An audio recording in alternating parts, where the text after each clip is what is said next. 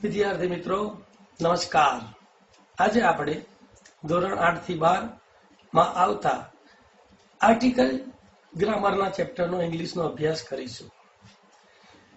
સૌપ્રથમ તમે મારી આ YouTube ચેનલને સબસ્ક્રાઇબ કરો અને આવા જ ઇંગ્લિશને લગતા વિડિયો મેળવવા માટે તમે બેલ ઉપર પણ ટિક કરો।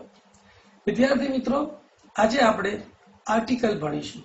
બોલો આર્ટિકલના કેટલા પ્રકાર પડે છે? તો કે આર્ટિકલના બે પ્રકાર પડે છે।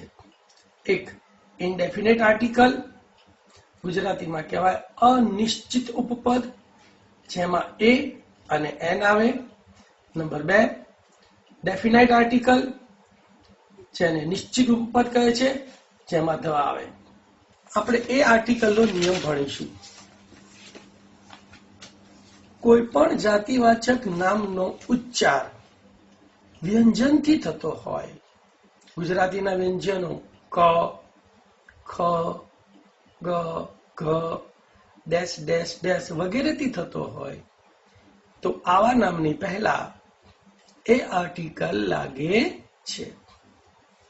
આપણે ભણ્યા કે આ બોય, બોયમાં બ આવ્યો, બ શું છે? વ્યંજન, માટે એ આર્ટિકલ લાગશે। ગર્લ, ગર્લમાં ઉચ્ચાર શેનાથી થાય છે? ગ થી થાય છે, માટે એમાં એ આર્ટિકલ લાગશે, આ ગર્લ। બેન્ચ, બેન્ચનો ઉચ્ચાર બ થી થાય છે, એટલે એમાં એ આર્ટિકલ લાગશે। પેન, પેનનો ઉચ્ચાર પ થી થાય છે, તો માટે આ પેન બોલાશે। યુનિફોર્મ, વિદ્યાર્થી મિત્રો તમે અત્યાર સુધી એવું ભણ્યા હતા કે એ ઈ આઈ ઓ યુ હોય તો તેની શરૂઆતમાં એન લાગે અને બાકીના વ્યંજન હોય બી સી ડી એફ તો એની આગળ એ લાગે। પણ હવે તમારામાં થોડો સુધારો કરવાનો છે, એનો ઉચ્ચાર જોવાનો છે કે વ્યંજનથી ઉચ્ચાર થતો હોય, ભલે એની શરૂઆત સ્વરથી હોય પણ એનો ઉચ્ચાર વ્યંજનથી હોય તો એને બદલે એ આર્ટિકલ લાગે છે। યુનિફોર્મ, તો યુનિફોર્મમાં ભલે એનો પહેલો અક્ષર યુ છે પણ એનો ઉચ્ચાર ય થી થાય છે, ય વ્યંજન છે, માટે એને એ આર્ટિકલ લાગશે, તો આ યુનિફોર્મ। યુનિવર્સિટી, આ યુનિવર્સિટી, એમાં પણ ય ઉચ્ચાર છે। યુનિક, યુનિક એમાં પણ યુ છે પણ શરૂઆત સ્વરથી થાય છે પણ ઉચ્ચાર વ્યંજનથી છે, માટે આ યુનિક। વન વે, તો વન વે માં ઓ આવે છે પણ ઉચ્ચાર વ થાય છે, વ વ્યંજન છે, માટે આ વન વે। યુરોપિયન, તો એ યુરોપિયન। યુઝફુલ, આ યુઝફુલ। બીકોમ, ટૂંકાક્ષરી નામો વિદ્યાર્થી મિત્રો, એનો પહેલો અક્ષર ગમે તે હોય પણ એનો પણ ઉચ્ચાર જોવાનો છે। બી કોમ, તો બીકોમમાં બી આવ્યો, બી નો ઉચ્ચાર બ થી થાય છે, માટે આ બીકોમ। વિદ્યાર્થી મિત્રો હવે આપણે એન આર્ટિકલ વિશે ભણીશું। એનો પણ નિયમ કંઈક આવો જ છે। કોઈ પણ એક વચન જાતિવાચક નામનો ઉચ્ચાર સ્વરથી થતો હોય, શેનાથી થતો હોય? સ્વર। તો ગુજરાતીના સ્વર કયા? અ, આ, ઈ, ઈ, ઉ, ઉ, એ, ઐ, ઓ, વગેરેથી થતો હોય તો આવા નામની આગળ એન આર્ટિકલ લાગે છે। તો એપલમાં ઉચ્ચાર શું આવે છે? એ, માટે એન એપલ। આઈસ્ક્રીમ, આઈસ્ક્રીમમાં શું બોલીએ છીએ આપણે? આ ઈસ્ક્રીમ, તો આ થી શરૂ થાય છે, આ સ્વર છે, માટે એન આઈસ્ક્રીમ। ઈગલ, ઈગલમાં ઈ બોલીએ છીએ એટલે an eagle, an I. Orange, ઓરેન્જનો ઉચ્ચાર ઓ થી થાય છે, ઓ સ્વર છે, માટે એન ઓરેન્જ। અમ્બ્રેલા, અહીંયા શરૂઆત યુ છે પણ એનો ઉચ્ચાર ય નહીં અ કરીએ છીએ, માટે અમ્બ્રેલા, તો એન અમ્બ્રેલા। અવર, હવે જુઓ ધ્યાન આપો વિદ્યાર્થી મિત્રો, અવરનો સ્પેલિંગ શું છે? H O U R. અહીંયા એચ કેવો છે? સાયલેન્ટ છે, એચ નો ઉચ્ચાર આપણે કરતા નથી એટલે બોલીએ છીએ અવર, તો અ સ્વર છે, માટે એને એન આર્ટિકલ લાગે, એન અવર। ઓનેસ્ટ, HONEST, અહીંયા પણ એચ સાયલેન્ટ છે, ઓનેસ્ટ બોલીએ છીએ, ઓ સ્વર છે, માટે એન ઓનેસ્ટ। ઓનરેબલ, ઓનરેબલ એટલે સન્માનીય વ્યક્તિ, અહીંયા પણ એચ સાયલેન્ટ છે એટલે ઓનરેબલ ઓ થી સ્વરથી ઉચ્ચાર થાય છે, માટે એન આર્ટિકલ લાગશે, એન ઓનરેબલ। ટૂંકાક્ષરી નામો MBA, તો MBA તો એમ માં શું બોલીએ છીએ એમ, તો એ શું છે સ્વર છે માટે NMBA. LIC તો L માં એલ, એ શું છે સ્વર તો માટે NLIC. થોડા એ અને એન આર્ટિકલના સામાન્ય નિયમો ભણીશું. બોલો સામાન્ય નિયમ નંબર 1 તમને ખબર છે એ અને એન નો અર્થ શું થાય છે?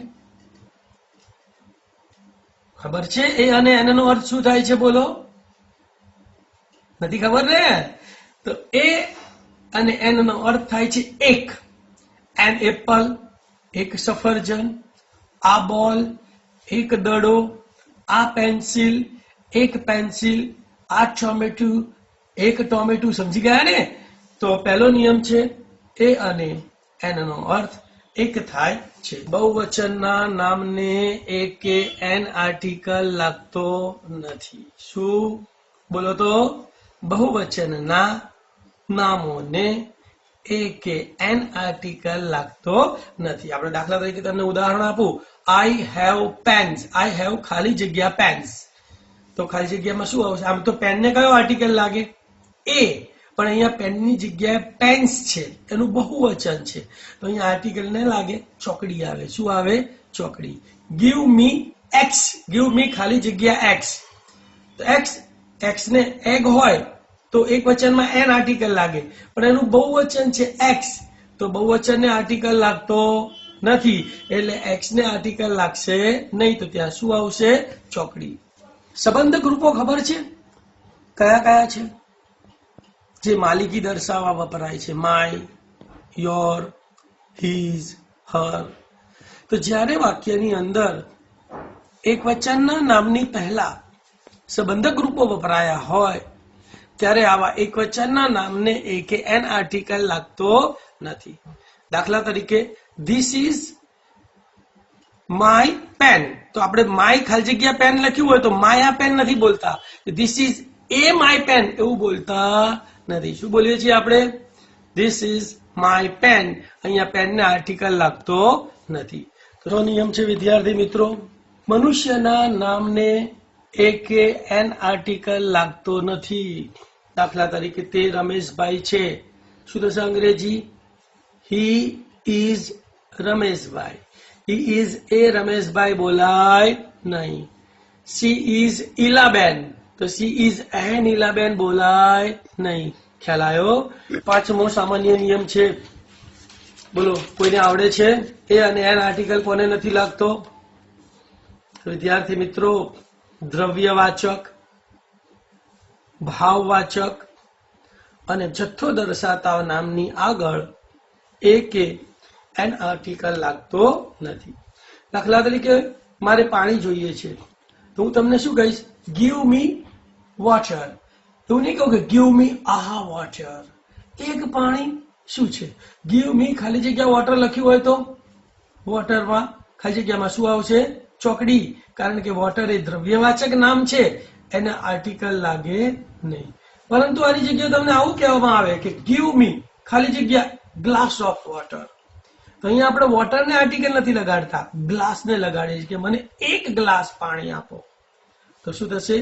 Give me a glass of water.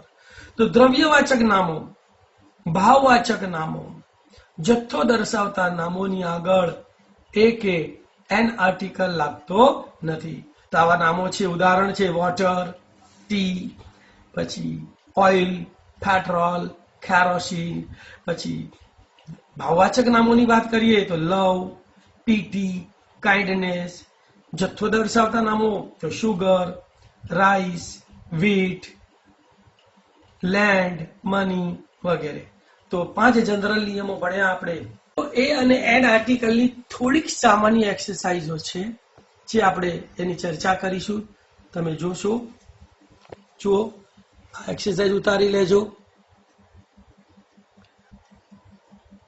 બધી જ એક્સરસાઇઝ લખી લેજો અને ખ્યાલ આવે કે તમને ક્યાં એ આર્ટિકલ આવે છે અને ક્યાં એન આર્ટિકલ આવે છે.